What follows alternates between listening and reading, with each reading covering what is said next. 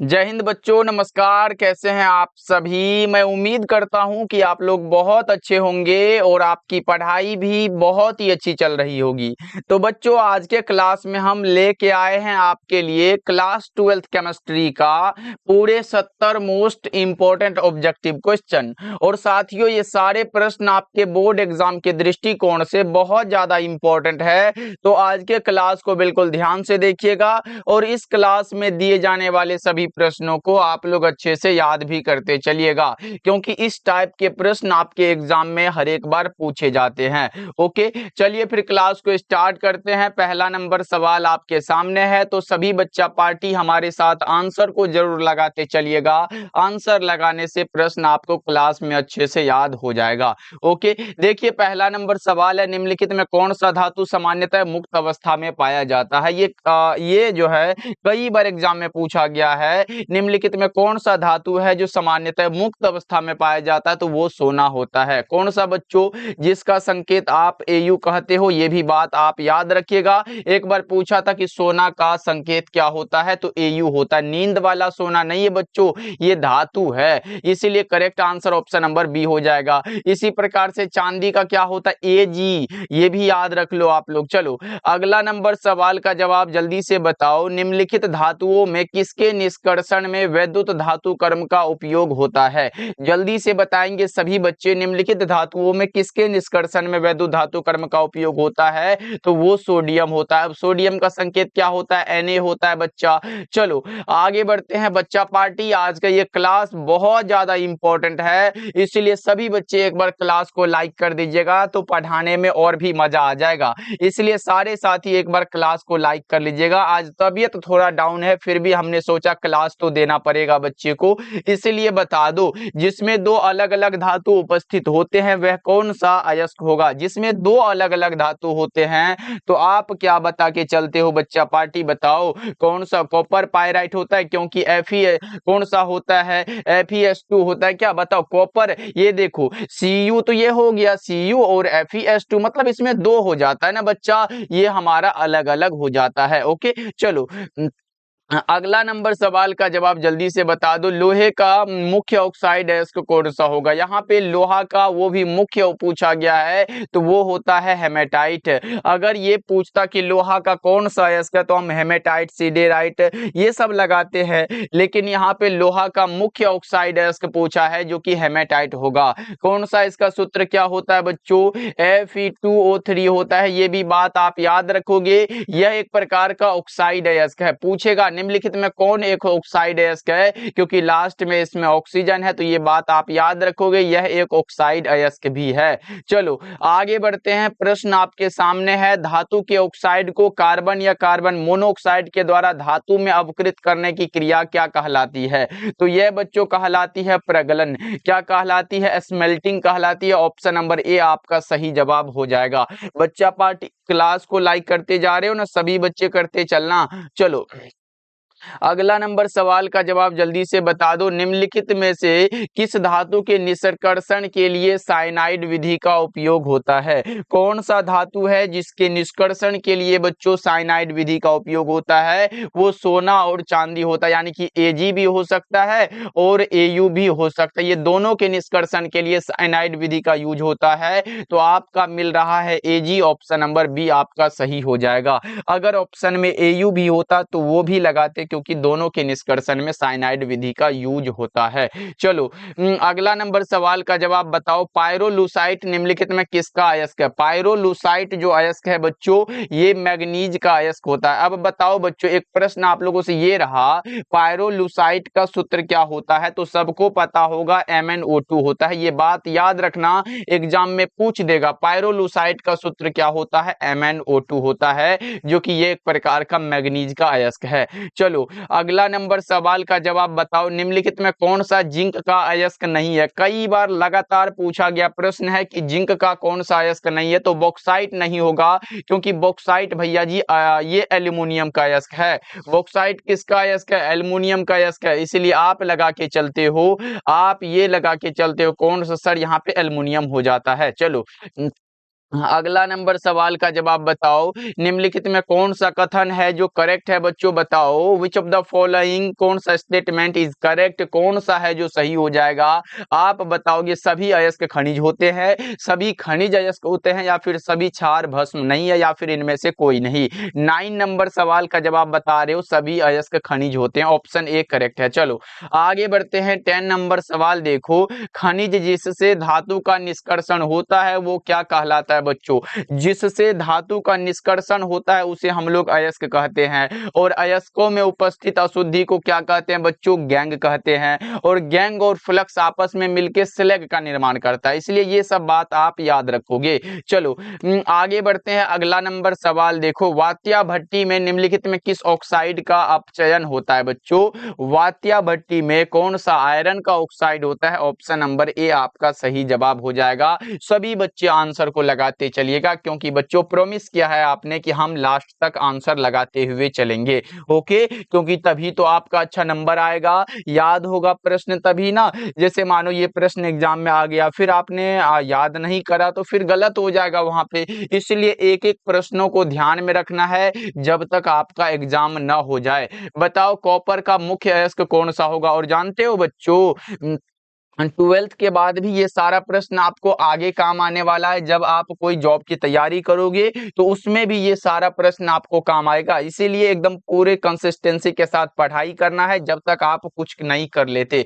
बताओ बच्चों कॉपर का मुख्य अयस्क कौन सा होता है, कॉपर पायराइट, क्या सूत्र बताया था बच्चों, Cu होता है Fe और H2, CuFeS2 हमारे साथ बोल लो, क्योंकि पूछा गया है कॉपर पायराइट का सूत्र कौन सा होगा, कॉपर का मुख्य अयस्क कॉपर पायराइट होता है।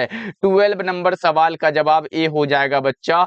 चलो आगे बढ़ते हैं। 13 नंबर सवाल देखो, सल्फाइड अयस्कों का सांद्रण किया जाता है किसके द्वारा, सल्फाइड अयस्कों का सांद्रण बच्चों फेन उत्प्लावन विधि के द्वारा होता है, सल्फाइड अयस्कों का सांद्रण बच्चों फेन उत्प्लावन विधि के द्वारा होता है। चलो आगे बढ़ते हैं। अगला नंबर सवाल का जवाब जल्दी से बताओ, गैलेना किसका अयस्क होता है। अच्छा गैलेना का सूत्र क्या होता है, पहले आप सूत्र जानोगे तो इसका अयस्क बता दोगे। गैलेना का सूत्र पीबीएस होता है, तो पीबी मतलब लेड का होगा, गैलेना किसका अयस्क है तो लेड का हो जाएगा ना बच्चों, ऑप्शन नंबर बी आपका सही हो जाएगा। इसी प्रकार से आपसे पूछता है वो मरकरी वाला बच्चों, HGS वाला जानते हो ना, ऐसे करके HGS होगा तो ये किसका होगा, ये मरकरी का होता है। ओके चलो नेक्स्ट बताओ आप लोग क्या होगा, सिनेबार जिसे कहते हैं। देखो प्रश्न आपके सामने है, निम्नलिखित में कौन सा धातु का निष्कर्षण विद्युत विच्छेदन की क्रिया के द्वारा नहीं होता है, लोहा का निष्कर्षण कभी विद्युत विच्छेदन की क्रिया के द्वारा नहीं है बच्चों, ऑप्शन नंबर डी आपका बिल्कुल सही हो जाएगा।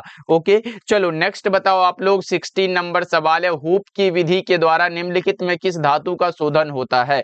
यहाँ पे है हूप की विधि के द्वारा बच्चों, यह होता है एल्युमिनियम के द्वारा, कौन सा होगा, ये हमारा एल्युमिनियम हो जाएगा। हूप की विधि के द्वारा एल्युमिनियम का शोधन किया जाता है, ऑप्शन नंबर बी करेक्ट हो जाएगा। अच्छा एल्युमिनियम का अयस्क बताया था ना हमने बच्चों, बताओ तो वो कौन सा बताया था, बॉक्साइट बताया था, ये भी बात आप याद रखोगे। चलो नेक्स्ट बताओ आप लोग क्या हो जाएगा।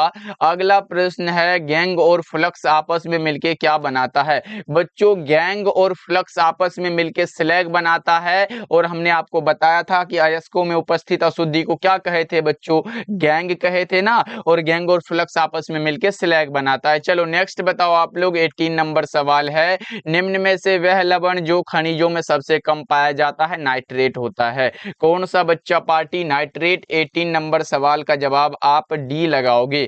चलो नेक्स्ट बताओ आप लोग क्या होगा। 19 नंबर सवाल है, प्रश्न बहुत ज्यादा इंपॉर्टेंट है कि नीला थोथा का रासायनिक सूत्र क्या होता है, कई बार पूछा गया है। नीला थोथा का रासायनिक सूत्र आप बता के चलोगे, CuSO4 × 5H2O। इसी प्रकार से आप हमें ये बताओ, इसी प्रकार से आप हमें फ्रियोन का सूत्र बता दो, फ्रियोन का बच्चों सूत्र क्या होता है, तो आप बता के चलोगे CCl2 होता है और F2 होता है, जिसे हम लोग क्लोरोफ्लोरोकार्बन भी कहते हैं बच्चों, क्योंकि एग्जाम में पूछा गया है। इसी टाइप से आप हमें आर्थोफॉस्फोरिक अम्ल का भी बता सकते हो, कौन सा होता है, H3PO3 होता है। इसी प्रकार से आप हमें जो इंपॉर्टेंट है वो बता सकते हो कि ओलियम का सूत्र क्या होता है, तो ओलियम का क्या होता है, H2S2O7 ये ओलियम का सूत्र है बच्चा, ये भी बात आप याद रखिएगा। और क्लोरोफ्लोरोकार्बन तो ये बता दिया है। और हमने कॉपर पायराइट का क्या बताया था, ये CuFeS2 बताया था। चलो आगे बढ़ते हैं, अगला नंबर सवाल देखो, प्रश्न आपके सामने है, हैबर विधि द्वारा अमोनिया के उत्पादन में निम्न में से किस उत्प्रेरक का उपयोग होता है। अच्छा, उत्प्रेरक का व्याख्या सबसे पहले किसने किया था, एग्जाम में आया हुआ है, तो ये किया है बर्जीलियस साहब ने। किसने किया है बच्चों, वर्जिलियस साहब ने किया है। अब बता के चलो ये बात कि कौन सा उत्प्रेरक का उपयोग होता है, तो आप बताओगे कौन सा होता है, Fe+MO का क्या बच्चों, ऑप्शन बी करेक्ट होगा, जिसे आप लोह मोलिब्डेनम कहते हो। बच्चों हैबर विधि से अमोनिया तैयार होता है, ये भी बात आप याद रखिएगा। अमोनिया का सूत्र क्या होता है, NH3 हो जाता है। चलो नेक्स्ट बताओ आप लोग क्या हो जाएगा, 21 नंबर सवाल है, निम्नलिखित में कौन सा आर्थोफॉस्फोरिक अम्ल का अनुसूत्र है। देख रहे हो ना, ऊपर हमने जस्ट बताया था, एग्जाम में पूछा गया है कि आर्थोफॉस्फोरिक अम्ल का अनुसूत्र क्या होता है, आप बताओगे H3PO4 होता है। क्या होता है बच्चों, H3PO4 होता है। और आर्थोफॉस्फोरस अगर हो, बच्चों देखो यहाँ पे आर्थोफॉस्फोरिक है, लेकिन एक चीज आप याद रखोगे जो एग्जाम में आ सकता है, आर्थोफॉस्फोरस होता है। इसका अगर सूत्र बच्चों अगर आपसे पूछे, आर्थोफॉस्फोरस अम्ल का सूत्र पूछेगा तो क्या लगाओगे, तब आप लगा के चलोगे H3PO3 होता है। आर्थोफॉस्फोरिक का ये होगा, फॉस्फोरस रहे तो ये होगा बच्चों। चलो नेक्स्ट बताओ आप लोग, 22 नंबर सवाल है, निम्नलिखित में कौन हैलोजन धनात्मक ऑक्सीकरण अवस्था प्रदर्शित नहीं करता है। यहाँ पे जो नहीं करेगा उसका नाम आप बता के चलते हो, कौन सा, फ्लोरीन होता है। चलो नेक्स्ट बताओ आप लोग क्या होगा, 23 नंबर सवाल है, जल्दी जल्दी से आंसर लगाते हुए चलो। निम्नलिखित में कौन सा नाइट्रोजन का ऑक्साइड हंसाने वाला गैस है, तो वो नाइट्रस ऑक्साइड होता है, जिसे आप कहते हो N2O। क्या कहते हो बच्चों, N2O। ऑप्शन नंबर बी आपका सही हो जाएगा। बताओ निम्नलिखित में से किसका बंधन कोण क्या होता है, सबसे छोटा होता है। यहाँ पे बंध कोण जो होता है वो सबसे छोटा, बॉन्ड एंगल जो है वो सबसे छोटा जिसका होगा वो H2TE का होता है। ऑप्शन नंबर डी आपका करेक्ट हो जाएगा। कौन सा नाम है सर इसका, हाइड्रोजन टेल्यूराइड होता है। चलो नेक्स्ट बताओ आप लोग क्या हो जाएगा, 25 नंबर सवाल है, निम्नलिखित में किस यौगिक का कौन सा शून्य द्विआघूर्ण दिया गया। यहाँ पे बच्चों बता के चलो, अगर ये पूछे शून्य द्विआघूर्ण जिसका होगा उसका नाम आपको बताने के लिए, तो वो हमारा CCl4 होता है। क्या होता है सर, कार्बन टेट्रा फ्लोराइड होता है, क्लोराइड होता है। चलो नेक्स्ट बताओ आप लोग क्या हो जाएगा, निम्नलिखित में से किस उत्कृष्ट गैस के द्वारा सबसे ज्यादा यौगिक बनाया जाता है, तो वो हमारा जेनोन होता है। क्या होता है बच्चों, जेनोन। ऑप्शन नंबर डी बिल्कुल करेक्ट हो जाएगा। चलो नेक्स्ट बताओ आप लोग, आवर्त सारणी में ग्रुप 16 में ऑक्सीजन के अलावा पाए जाने वाला कौन सा तत्व होता है। आपने ये जाना होगा कि ग्रुप 16 के तत्वों को हम लोग कैल्कोजन कहते हैं। क्या कहते हैं बच्चों, आपसे एग्जाम में पूछेगा ग्रुप 16 के तत्व क्या कहलाते हैं, तो आप बता के चलोगे सर इसे कैल्कोजन कहते हैं। और ये हमारा जो होता है इसमें कौन कौन सा होता है, ऑक्सीजन होता है, सल्फर होता है, सेलेनियम होता है, टेल्यूरियम होता है और पोलोनियम होता है। ये 5 होता है, ऑक्सीजन, सल्फर, सेलेनियम, टेल्यूरियम और पोलोनियम। तो इसमें से ऑक्सीजन तो ये रहा, उसके बाद सल्फर यही में से कोई होगा ना। तो यहाँ पे देखो सल्फर दिया गया और यही वाला बात सही है। कहीं पे लोहा सोडियम इसमें है क्या, नहीं है ना। तो ये सब इसका कौन सा, इस ग्रुप का तत्व नहीं है। चलो अगला नंबर सवाल देखो, जस्ट हमने बताया है कि ओलियम का सूत्र क्या होता है, आप बता के चलोगे H2SO2O7। जानते हो एक बार आया था एग्जाम में, नाइट्रिक अम्ल का सूत्र क्या होता है, HNO3 होता है। इसी प्रकार से सल्फ्यूरिक अम्ल को गंधक अम्ल लिख के पूछा, इसका सूत्र क्या होता है, H2SO4 होता है। इसी टाइप का तो प्रश्न आता है जी, उतना भी हार्ड नहीं पूछता है, बस आपको याद रखना है इन सारे चीजों को। ओके चलो नेक्स्ट बताओ आप लोग, 29 नंबर ये रहा, साधारण नमक का सूत्र क्या होता है। देख रहे हो कैसा प्रश्न आता है एग्जाम में, साधारण नमक यानी कि आप कह के चलते हो NaCl। कभी तो एक बार जल का भी पूछ लिया था और सारे बच्चे को पता होगा क्या होता है, H2O होता है ना बच्चों। जल का क्या होगा, H2O होता है। एक बार जानते हो जी, हीलियम का पूछा था संकेत, क्या लगाओगे, हीलियम को तो यही हो जाएगा। एक बार पूछा था टीन का संकेत, टीन का तो बहुत बच्चे TN लगा दिए थे। लेकिन इसका होता है SN। क्या होता है बच्चों? SN होता है। ओके, इसका जो होता है वो अयस्क होता है, वो SnO2 होता है। चलो नेक्स्ट बताओ आप लोग क्या हो जाएगा। 13 नंबर सवाल है यहाँ पे, ये देखो 30 नंबर सवाल है कि टीन का संकेत क्या है। लो भैया, हमने ऊपर बताया और ये नीचे आ गया। बताओ जल्दी से 30 नंबर सवाल का जवाब क्या लगाओगे आप लोग, कौन सा लगाओगे? आप बता के चलते हो सर SN होता है। इसका हमने वो अयस्क क्या बताया, SnO2। आप इसका नाम क्या बता के चलोगे बच्चों? इसे हम लोग कैसीटेराइट कहते हैं। क्या कहते हैं? आप बोलो हमारे साथ कि कैसीटे यहाँ पे एक ही होगा, कैसीटेराइट कहते हैं इसे। ये भी बात आप याद रखना, एग्जाम में पूछ देगा। कैसीटेराइट का सूत्र क्या होता है? SnO2 होता है। ये कैसीटेराइट किसका अयस्क है? तो टीन का अयस्क है। ओके चलो आगे बढ़ते हैं। अगला नंबर सवाल देखो, आवर्त सारणी के ग्रुप 1 के सभी तत्वों को जाना जाता है किस नाम से? अगर ग्रुप 1 का तत्व है तो इसे हम लोग क्या जानते हैं बच्चों? क्षारीय धातु कहते हैं। क्या कहते हैं? क्षारीय धातु कहते हैं। और ये बताओ जल्दी से कौन सा हो जाएगा? बहुत अच्छे सारे बच्चे लगा रहे हो। क्षारीय भूमिज धातु होता है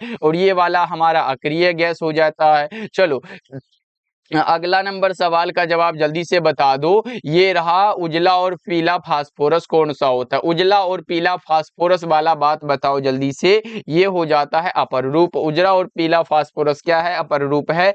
जैसे कि हमारा श्वेत पी होता है, लाल पी ऐसे होता है। अंतर इसमें आपसे पूछा जा सकता है 2 नंबर में। चलो आगे बढ़ते हैं। अगला नंबर सवाल देखो, नाइट्रिक अम्ल जिसे हमने HNO3 कहा था। HNO3 बच्चों, इसका निर्माण हम लोग ओस्टवाल्ड विधि से करते हैं। कौन सा बच्चा पार्टी? ओस्टवाल्ड विधि के द्वारा इसका निर्माण होता है। करेक्ट आंसर बी होगा। हमने बताया है कि हेवर विधि से किसको बनाते हैं? HN, ये हमारा NH3 होता है, अमोनिया होता है। संपर्क विधि से क्या बनाते हैं बच्चों?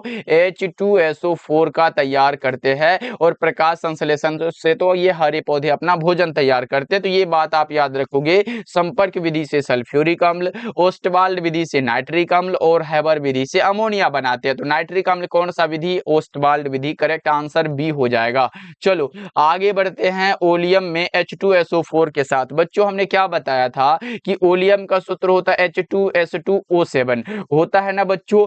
और यहाँ पे ओलियम में H2SO4 के साथ और कौन सा अवयव उपस्थित होगा? तो इसमें से इसको हम घटा देते हैं ना बच्चों। देखो H2SO4 है तो H2 लिख दो, SO4 लिख दो। यही बात है ना बच्चों। देखो अगर हम इसमें से करें तो H2S2 यहाँ से हटा दो, हट गया ना। अब देखो O कितना यहाँ पे 7 है और इसमें से 4, तो O3 हमारा बच जाएगा ना बच्चों, O3। और S2 है, एक S यहाँ से हट गया तो S1 बचा, SO3 हो जाएगा। यही तो मिलेगा। यानी कि आप ये कहोगे कि H2SO4 प्लस में आप SO3 कहते हो तो ये आपका H2S2O7 बन जाता है। यानी कि ये कौन सा? ओलियम बनता है। तो करेक्ट आंसर क्या होगा? SO3 हो जाएगा। ऑप्शन नंबर बी आपका सही जवाब है। चलो नेक्स्ट बताओ आप लोग, नाइट्रोजन और ऑक्सीजन क्या हो जाएगा? नाइट्रोजन और ऑक्सीजन क्या होता है ये बता के चलना है आप लोगों को। तो नाइट्रोजन और ऑक्सीजन अधातु होता है। ओके चलो अगला नंबर सवाल का जवाब बताओ। लो हीलियम का सूत्र पूछा था, एग्जाम में आया हुआ प्रश्न है 2 बार बच्चों।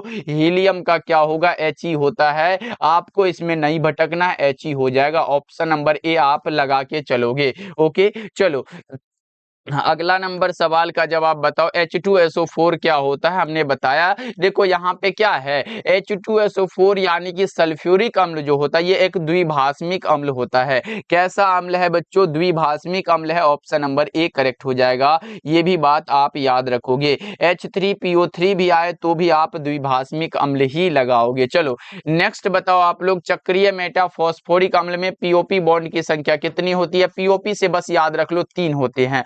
कितने बच्चों? 3 होते हैं। ऑप्शन नंबर सी बिल्कुल सही है। चलो नेक्स्ट बताओ आप लोग, निम्नलिखित में कौन सा धातु साधारण तापक्रम पर द्रव होता है? तो वो हमने बताया था मरकरी होता है, जिसे आप कहते हो Hg। ऑप्शन नंबर कौन सा होगा? करेक्ट आंसर बी हो जाएगा। चलो नेक्स्ट बताओ आप लोग, बल्बों में भरने हेतु उत्कृष्ट गैस कौन सा होता है? Most important question and repeated question है बच्चों, बताओ। बल्बों में भरने हेतु कौन सा उत्कृष्ट गैस होता है? ये आर्गन का होता है। क्या होता है बच्चों? आर्गन होता है। आर्गन एक नॉन रिएक्टिव क्या है? गैस है। अच्छा बच्चों, ये बल्ब में जो फिलामेंट बना हुआ होता है, वो जो पतला टाइप का होता है, तार के टाइप का, वो जो मुड़ा हुआ होता है, वो किसका बना हुआ होता है? तो वो बता के चलोगे टंगस्टन का बना होता है या फिर नाइक्रोम का, ये आप कमेंट करो। हमने ये बता दिया टंगस्टन का होता है, और टंगस्टन का गलनांक बहुत उच्च होता है, 3400 से 3500 डिग्री सेंटीग्रेड पर होता है। चलो नेक्स्ट बताओ आप लोग, वायु के प्रमुख अवयव कौन कौन से होते हैं? यहाँ पे वायु के प्रमुख अवयव आपको बताने हैं, कंपोनेंट आपको बताने हैं कि कौन सा हो जाएगा 41 का करेक्ट आंसर। आप बता के चलोगे ऑक्सीजन भी होता है, नाइट्रोजन भी होता है, कार्बन डाइऑक्साइड भी होता है, कौन सा हो जाएगा? ऑप्शन नंबर ए करेक्ट हो जाएगा। या फिर ऐसे करके आपके सामने रहेगा O2 रहेगा, NO2 रहेगा, ऐसे करके N2 रहेगा, सॉरी यहाँ पे N2 रहेगा, उसके बाद CO2 रहेगा। यही वाला बात है, आपको ये भूलना नहीं है। चलो अगला बता के चलो जल्दी से, p ऑर्बिटल का आकार कैसा होता है? एग्जाम में आता है कि s ऑर्बिटल का आकार कैसा होता है, d का कैसा होता है और p का कैसा होता है? जल्दी से बताओ 42 नंबर सवाल का जवाब आप बता के चलोगे। s का सर गोलीय होता है, s का आकार गोलीय होता है। तो फिर d का कैसा होगा? d का होता है, d का यहाँ पे आप याद रखना डबल डम्बवेल होता है। क्या होता है? डबल डम्बवेल होता है। और p वाला सिर्फ क्या होता है? डम्बवेल होता है, डम्बवेल। ये बात आप याद रखना। अगर आपसे p पूछा तो सिर्फ डम्बवेल लगाना, d पूछे डबल, d से डबल याद रख लो, d से डबल डम्बवेल होता है, s का गोलीय होता है। ओके, याद रखना सभी बच्चे, क्योंकि इंपॉर्टेंट है। चलो अगला बता दो, हीरे में कार्बन का संकरण क्या होता है? अच्छा बच्चों ये बताओ तो हीरा का क्रांतिक कोण कितना होता है? आप बताओगे 24.41 डिग्री होता है सर। अच्छा, हीरा का अपवर्तनांक कितना होता है बच्चों? 2.42 होता है। और हीरे में कार्बन का संकरण sp3 होता है। हाइब्रिडाइजेशन कौन सा होगा? यहाँ पे डायमंड का पूछा गया था। चलो अगला नंबर सवाल बताओ, आर्गन क्या है? आर्गन बच्चों क्या होता है जो कि हम बल्ब में भरते, ये बात आपको पता है। आर्गन एक कैसा गैस है, ये आप बताओगे। कैसा गैस है सर? ये हमारा एकल परमाणविक है या फिर अष्टपरमाणविक है, द्विपरमाणविक है या फिर त्रिपरमाणविक है? 44 नंबर सवाल का जवाब जल्दी से बताओ। ये हमारा एक परमाणविक गैस होता है। चलो अगला नंबर सवाल का जवाब बताओ। ये रहा, एल्युमिनियम की ऑक्सीकरण संख्या क्या होती है? एल्यूमिनियम है बच्चों, Al जानते हो ना, वही वाला बात है। एल्युमिनियम का क्या पूछा गया है? ये पूछा गया ऑक्सीकरण अवस्था बच्चों, यानी कि ऑक्सीडेशन स्टेट पूछा गया है। तो आप बता के चलोगे +3 में होती है। क्या होती है? +3। ऑप्शन नंबर ए बिल्कुल करेक्ट हो जाएगा। ओके चलो नेक्स्ट बताओ आप लोग, क्या हो जाएगा? 46 नंबर सवाल है, PCl5 की ज्यामितीय आकृति क्या होती है? PCl5 बच्चों, यानी कि आप कहोगे फास्फोरस होता है क्या पेंटाक्लोराइड होता है? बताओ जल्दी से क्या होगा?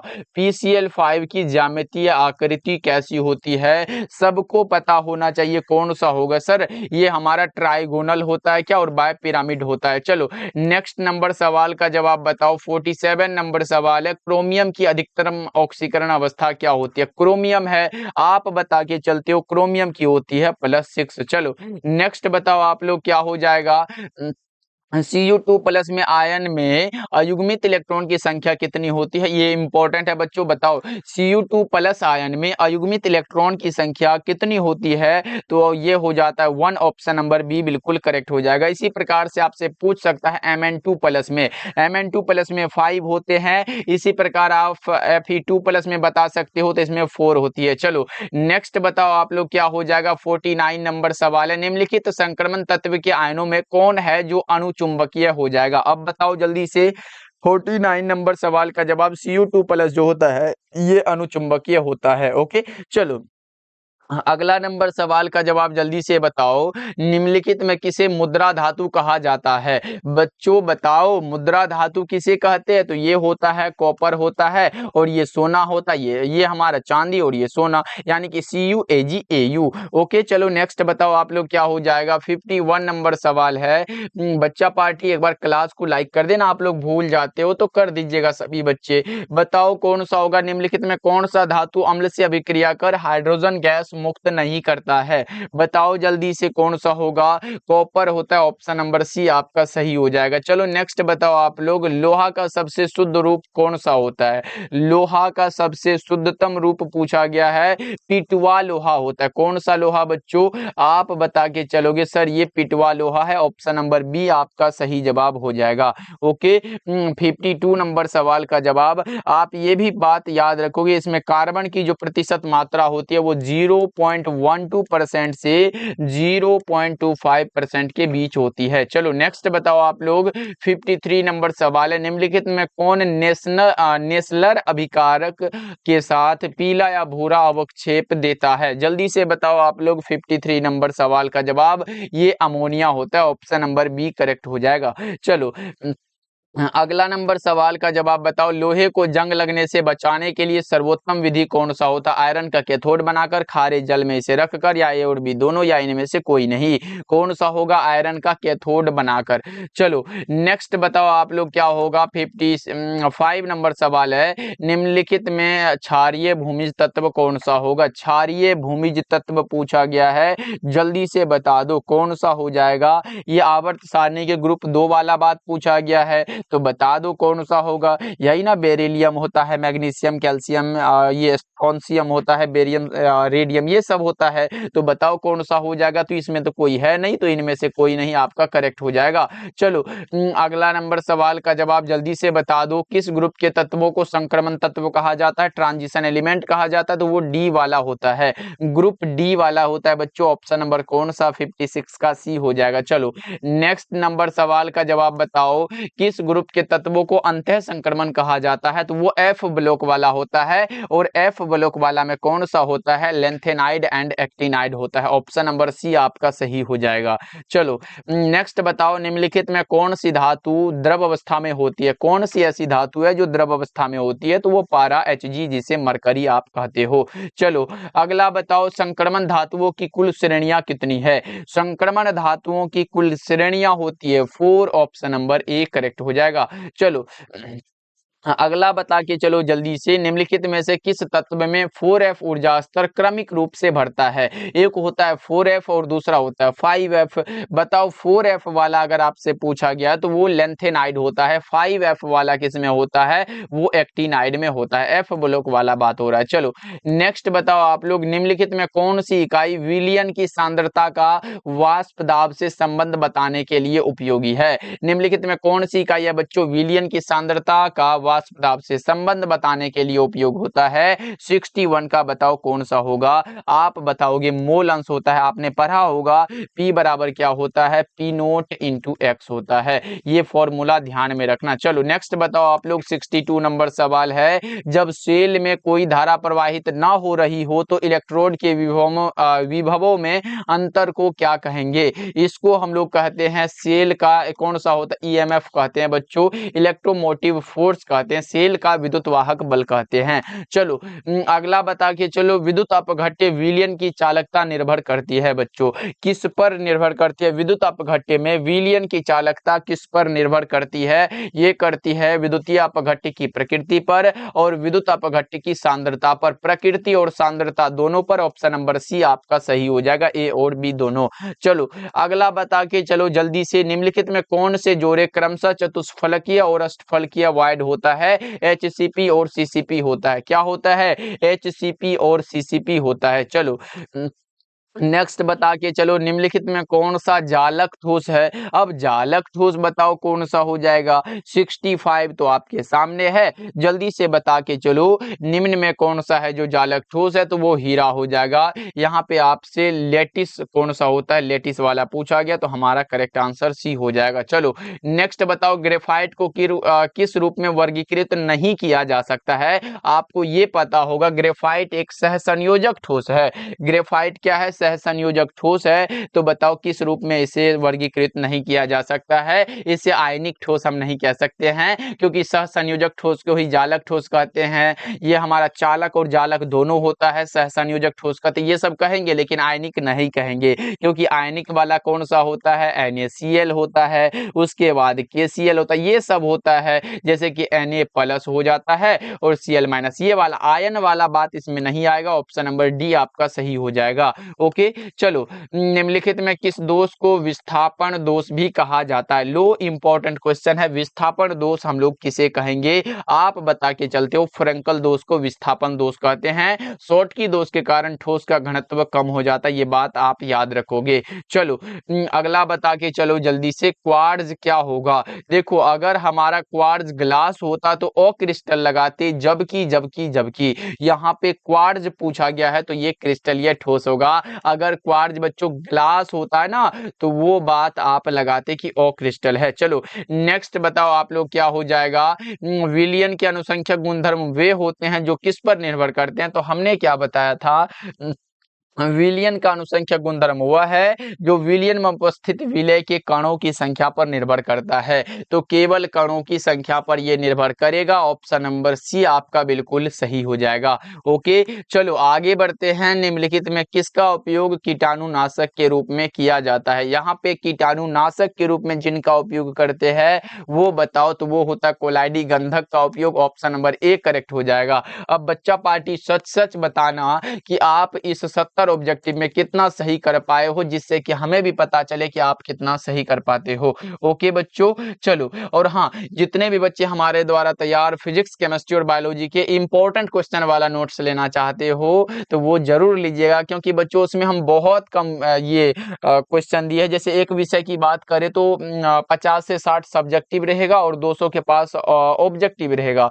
ये अगर आप इतना कर लेते हो सभी सब्जेक्ट के, यानी कि 3 ही सब्जेक्ट मिलेगा हमारे द्वारा, फिजिक्स, केमिस्ट्री और बायोलॉजी, और ये तीनों ये हमारा जो फिजिक्स, केमिस्ट्री और बायोलॉजी होगा, इसका टेंशन खत्म हो जाएगा। बस आपको पढ़ने की गारंटी लेनी है बच्चों। लास्ट टाइम में अगर आप इतना भी ऑब्जेक्टिव याद या फिर सब्जेक्टिव याद नहीं करोगे तो फिर गड़बड़ बात है। ओके, जितने बच्चे लेना चाहते हो ये 199 चार्ज रखा गया है, ये आपके डिमांड पर रखा गया। इसका चार्ज 299 था। सभी बच्चे का ये आने लगा कि सर इसका कम कर दो, तो ये हमने अपने से कर दिया। ओके, तो मैसेज कर लीजिएगा या फिर कॉल करिएगा 7070 82 16 85 नंबर पे। ओके बच्चों, मिलते हैं फिर अगले क्लास में। सभी बच्चे ध्यान रखिएगा और इसको तो जरूर याद कर लेना, क्योंकि 70 ऑब्जेक्टिव था और जितने भी अलग से बताए वो भी याद कर